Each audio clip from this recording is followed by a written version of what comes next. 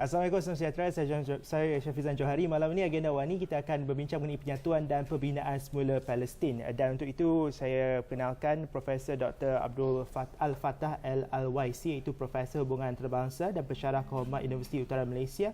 Beliau juga merupakan Fellow Royal Historical Society di United Kingdom. Dan tahun lalu sekitar bulan Ogos, sekitar 2,000 mangsa di Gaza meninggal dunia akibat serangan tentera Zionis, dan serangan itu juga selama sekitar lebih 30 hari juga menyebabkan 10,000 orang cedera. Jadi kita nak tahu keadaannya ketika ini di Gaza kerana memandangkan banyak akses baik jalan-jalan tikus yang sudah pun dimusnahkan oleh tentera Israel, dan dengan itu izinkan saya berbahasa Inggeris.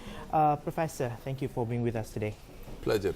Okay, first and foremost, let us revisit or let us understand what's happening now in Gaza, because you know, since last year's war, more than 2,000 died and 10,000 more are also affected, and thousands of homes are destroyed. The rebuilding process, do you know what's the progress now? Well, unfortunately, as we know that during the last Israeli aggression in Gaza, according to the United Nations, 1/3 of Gaza has been destroyed. Houses, mosques, hospitals, etc. And unfortunately, again, because of the Egyptian military rule in Egypt, blockade anything to be into Gaza.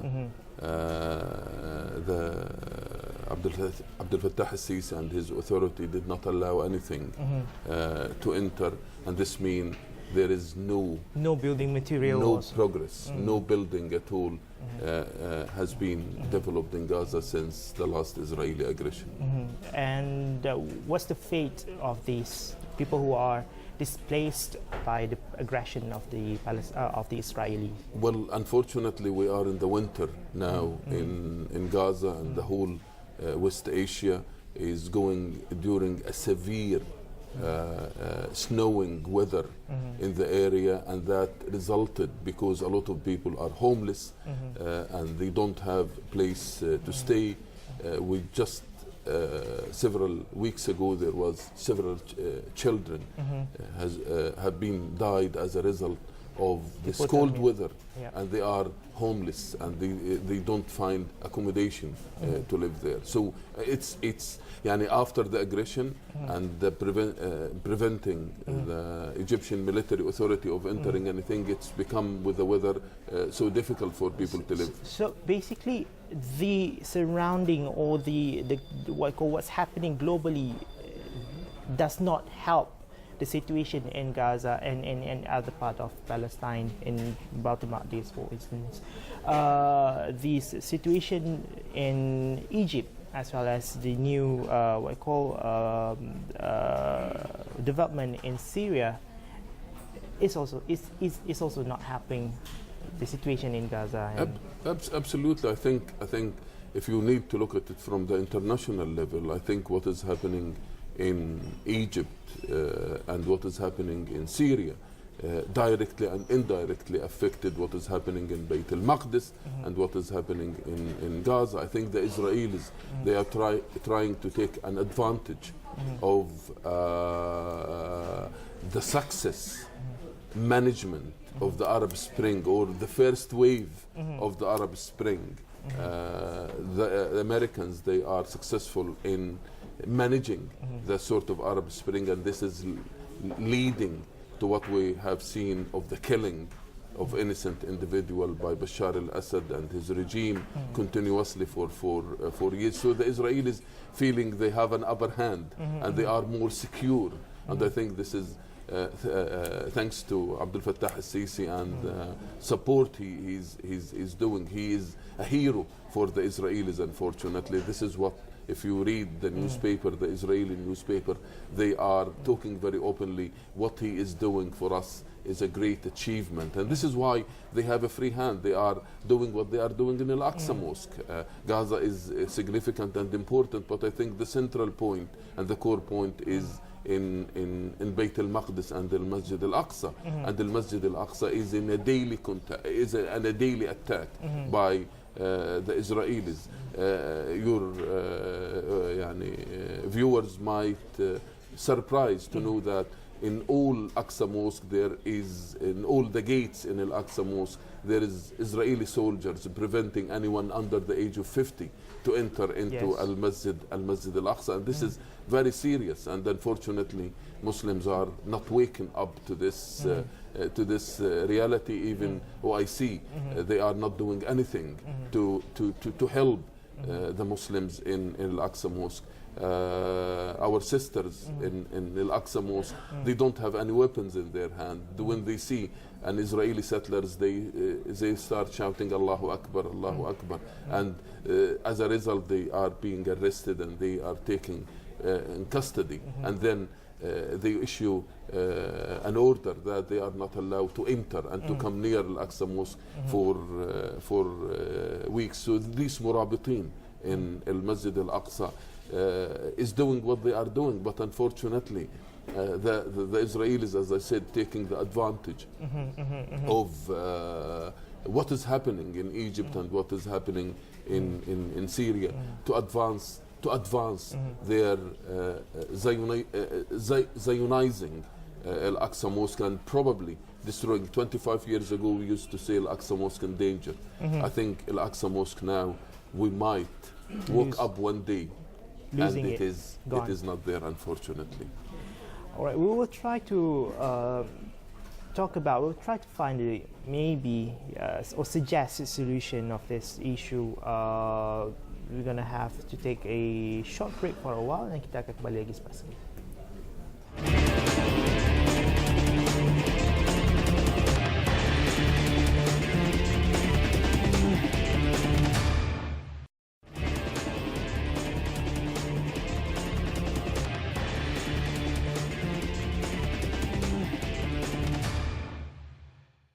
Bertemu lagi dalam agenda awal ni, masih lagi bersama Profesor Dr. Abdul Al-Fattah Al-Awasi, iaitu Profesor Hubungan Antarabangsa dan Pensyarah Kehormat Universiti Utara Malaysia, bercakap mengenai penyatuan dan pembinaan semula Palestin.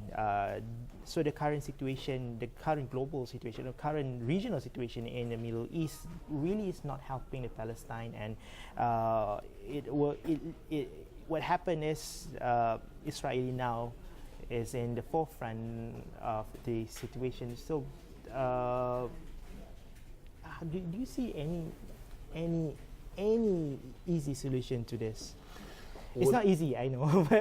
Well, this situation has been for 100 years, since the British occupation of Bayt al-Maqdis and Palestine in 1917. So we are nearly 100 years, and unfortunately, we need to admit that every year it becomes worse than the year before. And I feel and this is very important, with the success of the American managing the Arab Spring, because I think Arab Spring is very significant, and it raised the hope of the Arabs of a radical change in the region, but the American managed to secure their own interest and their strategic points in the Middle East. So by the American succeed in managing the first wave.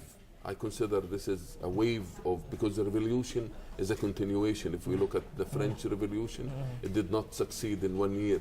Some people, they said it took 10 years. Some people, they said about 70 years. So I feel the Arab, they deserve a better life. And the result of having the state of Israel secure as a result of these states surrounding the occupation, the occupied Palestine for so long. The Arabs are 21, 22, 23 countries. Sometimes goes up and sometimes goes down. if you look at some document in the Foreign Office in London, this Arab has been divided to allow what they call the buffer state, the Israeli state, the Zionist entity, to function and to be secure by establishing this state to protect it. So Syria, Assad family, they have been doing this since the 70s, since Hafez al-Assad came to power, and in Egypt since the revolution or the military coup in 1952. The military has been in power until we have the first elected civil president, and then the Americans did not like this. No. And this is for professor in international relations. If you look about America and democratization of the Arab countries in particular, this is for me a big lie of the 21st century of Americans, that they would like to spread democracy in the Arab country. We have seen when democracy, the outcome of democracy did not suit the American interest. We have seen that happening in Algeria in the 90s, and we have seen this in Gaza in 2006, and then we have seen it in Egypt. So it's the American.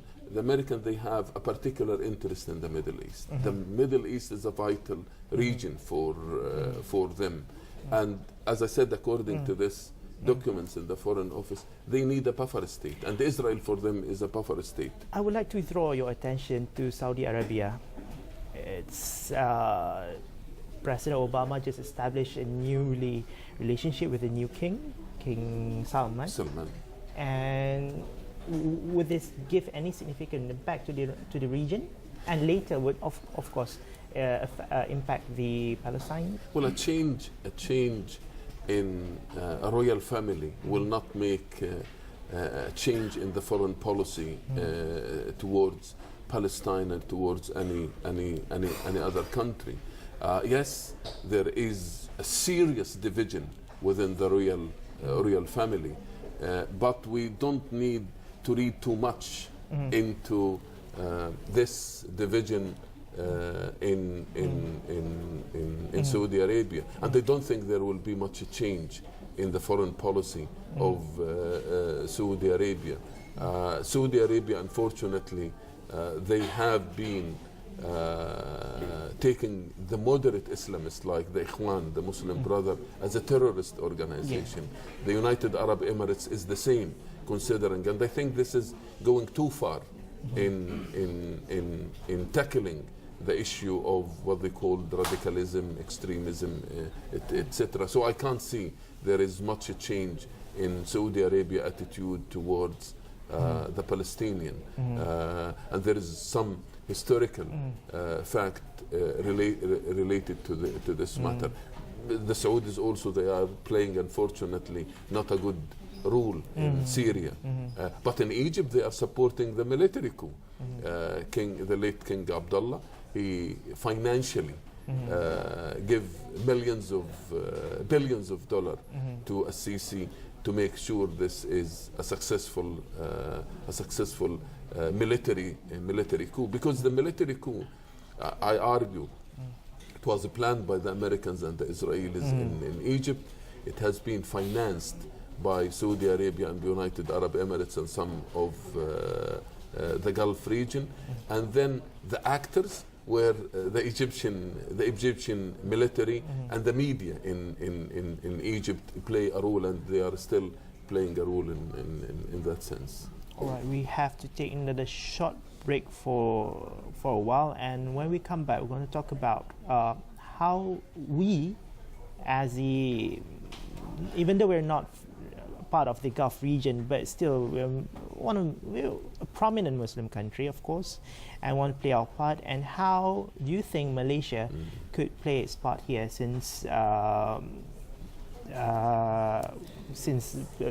time of the former Prime Minister Tun Mahathir Mohamad has been very vocal about this Palestinian issue, and we'll talk about the continuity of this. Dan kita akan berhenti seketika, jumpa lagi selepas ini.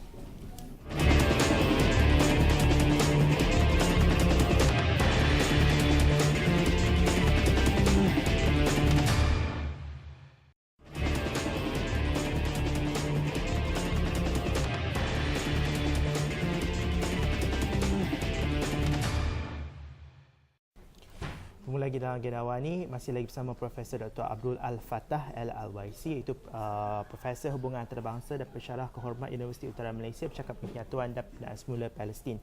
The role of Malaysia since the time of Dr. Mahathir Mohamad as a Prime Minister been very aggressive and proactive in what we call being the voice of the Iraqi issue and as well as the Palestine issue. So how do you see how do we continue this effort as the forefront?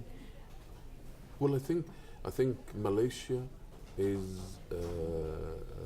a key player in what is happening in Bayt al-Maqdis.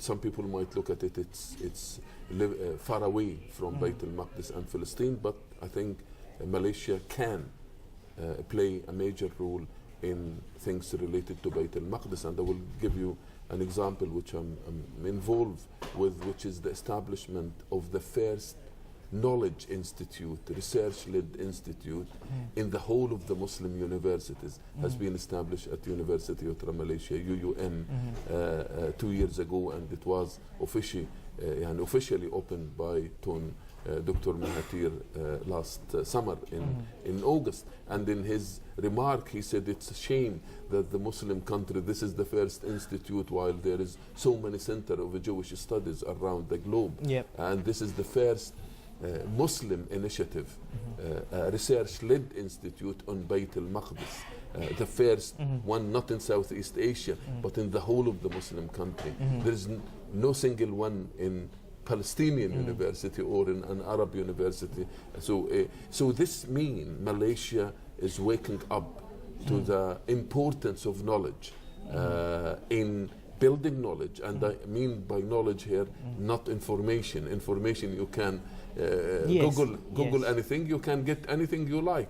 But I mean by knowledge here based in developing models and theory which can help us to analyze, to understand and to predict the future related to Bayt al-Maqdis, because unfortunately in IR, for example, in international relations, most of theories and models are Western theories and models, and we apply this into Muslim situation in a Muslim context, and it is difficult to come to a conclusion here. So I think establishing this first institute of excellence in UUM, it's a very significant. For example, they are taking an initiative now called Editor.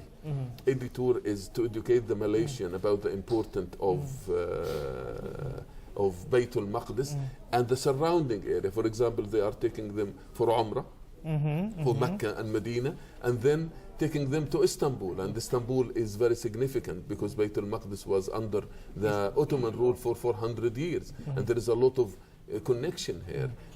So by doing this, educating the masses here in Malaysia, that is very significant. And I view this, and even I congratulate Malaysia that the first institute has been established here in UUM. Secondly, before we move into politics, Malaysia also can play a major role in politics. They have done that in United Nations for the recognition of Palestine as a state. They work very closely with Turkey, and they manage to do that. Several NGOs here in Malaysia, they are doing an excellent job for Bayt al-Maqdis and for Gaza. But this is not the first occupation of Bayt al-Maqdis and Palestine. We need to look how this place, this holy place, this holy land has been liberated in the past. It was under occupation in the time of the Prophet Muhammad sallallahu alaihi wasallam. So there is a plan which we can learn. When we looked at both under the Byzantine occupation in the time of the Prophet and the time of a Crusader, in the time of Imad al-Din, Nur al-Din and Salah al-Din, we find a very interesting, both of them, they used knowledge to start with before they used politics and military to liberate Bayt al-Maqdis. And this is the common here, and this is where I congratulate Malaysia, that they thought that we need to do an institute of excellence and to do a research into Baytul Maqdis to help the politician. So it has to be knowledge-based approach. It must be. And this is the solution I think Palestinians are missing, Arab are missing, and the Muslim are missing, and Malaysia is working up to the importance of knowledge. And as I said, this is not coming out of vacuum. There is so many research, and we find both the Prophet himself and both Imad al-Din and Nur al-Din and Salah al-Din base their action in knowledge. And this is something unfortunately has been missing in the last 100 years. So I think this is a great development happening. We need to make sure that our offer to resolve the issue of Bayt al-Maqdis and Palestine must be based in knowledge. And I have a statement, I have written it in several of my research. I say any political action or military action without knowledge is a disaster. Thank you very much, Professor Dr. Abdul Al-Fatah Al-Awaisi, for your time here. Thank you very much for visiting us here in Asrawani. It's a pleasure. Itu tadi Profesor Dr. Abdul Al-Fatah Al-Awaisi, itu Profesor Hubungan Antarabangsa dan Pensyarah Kehormat Universiti Utara Malaysia dan juga Fellow Royal Historical Society United Kingdom, bercakap mengenai penyatuan dan pembinaan semula Palestin. Dan isu ini masih lagi kita boleh bincangkan dan panjangkan di media-media sosial kami, di Facebook dan juga di Twitter kami. Anda juga boleh masih teruskan menonton laporan-laporan kami, bukan sahaja di 501, malah juga di website kami asrawani.com. Saya Syafzan Johari. Assalamualaikum warahmatullahi wabarakatuh. Thank you very much. Pleasure. Thank you.